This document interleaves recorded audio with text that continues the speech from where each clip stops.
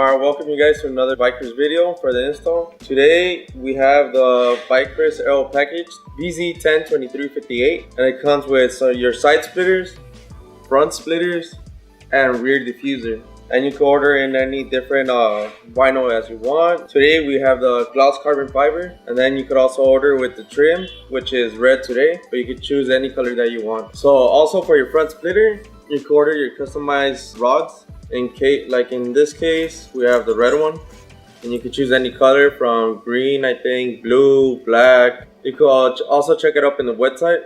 Alright, so first thing we started off, we measured both sides of the ends, make sure it's evenly on both sides. So as you guys can see, we put our first bolt right here in the middle. The diffuser does come with a little V kind of hole pre-cut inside. That's where we used our first bolt to go in. It's going to be our center line for guidelines to go all the way to the end, and it'll meet flush with the fender flare. So right here is where you guys are going to drill your first hole. It's roughly about 4 inches from the side. This is the nut bolt that we use, 2 washers, bolt, and a nut. So you guys are going to insert your bolt here. And I'm using an Allen key and a size 14 wrench.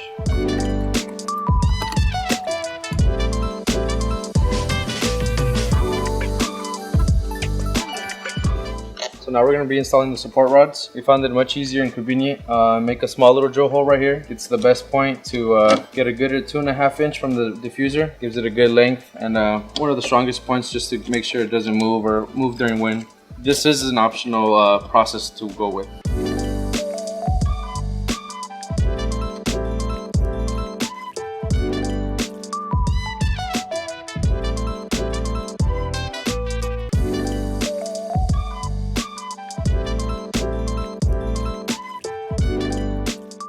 So this right here is going to be our side splitters for the Dodge Durango. The product number is vz102450. So the next step would be to center and align your side splitter. Make sure it's evenly on this side as it comes out on the other end. And we will be we recommend putting 1 bolt here, in the middle, and same repeating the process all the way towards the end, so you'll have a total of 5 bolts. After we're done with the other side, we're going to move over to the side and we're going to repeat the process. We're just going to center our side skirt, align it, and then with our self-tapping screws, we're just going to screw them all throughout the side skirt just to get the best and strongest hold.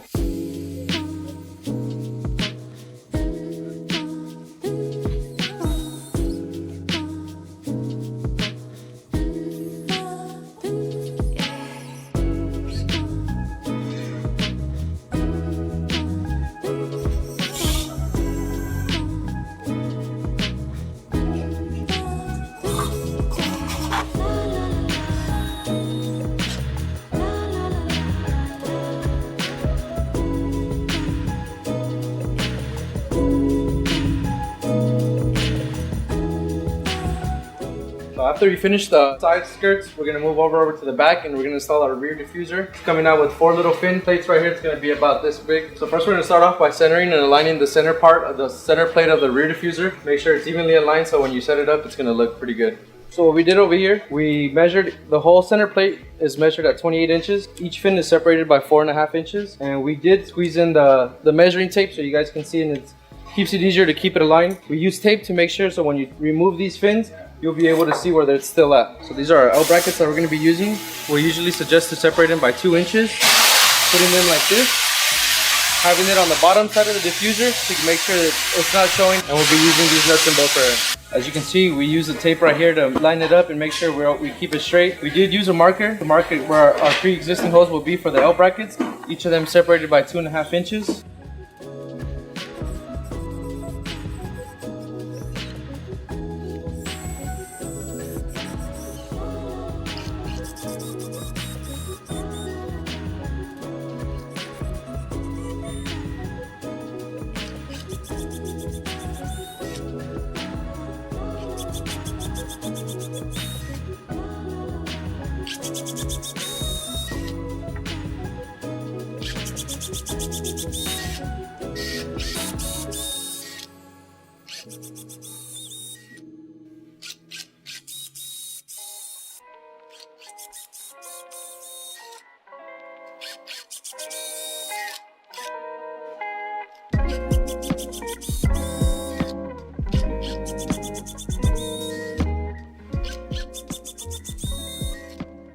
So once we're done with all the fins, as you can see right here, we have already installed the top half of the L brackets. All we need now is running in through the bottom, making sure everything gets locked in and tight.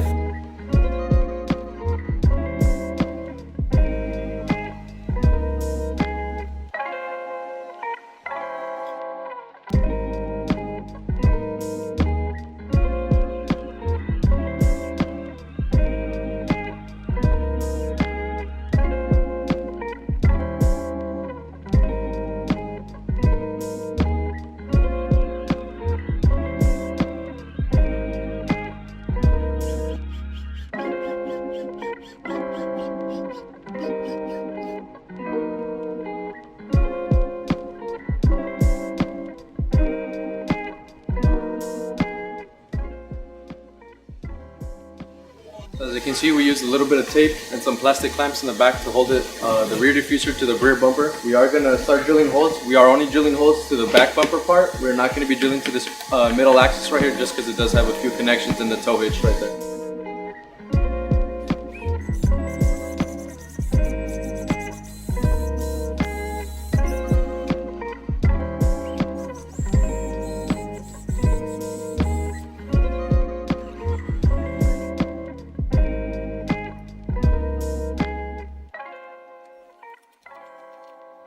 So we're using our Allen keys right here, and we're using this wrench just to tighten up our bolts on them.